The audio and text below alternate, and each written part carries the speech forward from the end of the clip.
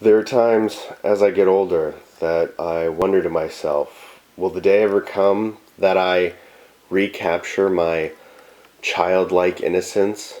And when that happens, will I be able to look back at my life with a sense of wonder and awe and gratitude? And I wonder about what will occur later in my life. Will I have kids? Will I get married? Will I be happy? Will I grow old with grace? Or will I simply burn out while I'm still young?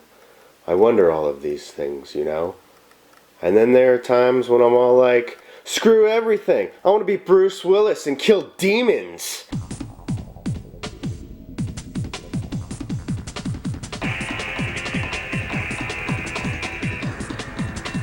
So Apocalypse is the PS1 game that's mostly known for having Bruce Willis in it. Actually Bruce Willis. His face, his voice, his action star attitude, and that would be pretty much all this game is actually known for. Presentationally speaking, a lot of thought and money went into making this as commercial a product as possible. From licensing Bruce Willis's face to licensing music from the era. There are even music videos in the game, one of which is of System of a Down. The game is drippy with the 90s. It's coated in heavy metal paint and grimy with that 90s feel. It's like an Image comic mixed with Korn songs mixed with a high-octane Bruce Willis movie full of explosions and bullets and quips right before the bad guy dies. And since Bruce Willis lends his voice to this game, you can hear him spout such witty quips and dialogue such as, "These guys need a little more lead in their diet. I feel good. Kill 'em all. Let God sort them out. Strap one on. It's time to jam. I'm not getting paid enough to do this crap. That is entertainment. Open a can of whoop-ass. Wham bam, thank you ma'am. Feel the burn, kid. Trick or treat." Who can forget this classic line? Oh, yeah! Oh, yeah!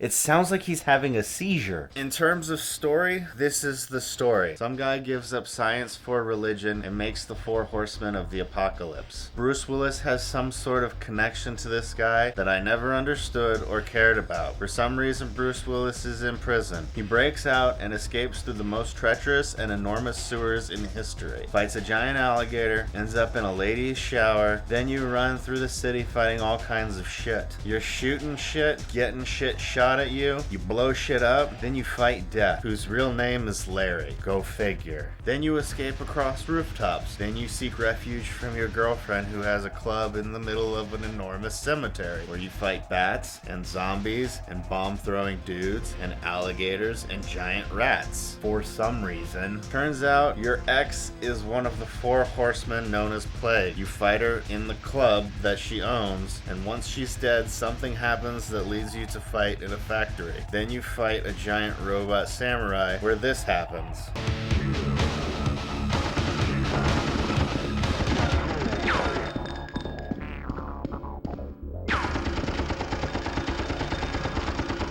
I don't know if this is part of the game, if this is a glitch, or if I'm just taking too many drugs and finally snap, and this whole game review is simply a hallucination. Now, are you ready to hear about this part of the story? After the factory, you break into the White House, which is surrounded by a moat of lava, where you find an underground passage full of volcanoes, which leads to the Oval Office, where the President of the United States turns into Satan. You kill Satan, and after Satan is dead, Bruce Willis becomes Satan. Isn't that story just fucking bonkers? The gameplay is simple. Kill everything. If it moves, shoot it. If it walks, shoot it. If it isn't Bruce Willis, shoot it. It plays sort of like Smash TV. The D-pad moves you around the environment, while triangle, square, circle, and X shoot in the desired direction. Shoulder buttons change weapons, they jump, and they strafe. The gameplay is pretty fun, despite its repetitive nature. Enemies sometimes have a tendency to swarm, but there's a bomb weapon that'll help clear the screen. And with each new stage, the game throws something different at you, such as waterways that push you towards hazards, to ground that falls away, to pits of lava, to moving platforms, etc, etc. There are some light platforming elements that are alright. Bruce Willis has a real good controlled jump, but he moves faster than the jump buttons respond, so it feels a bit slippery. Just like your mom. All in all, it's an okay game. Not very deep, but if all you're looking for is a game game where you shoot things and they explode, then this game is what you're looking for.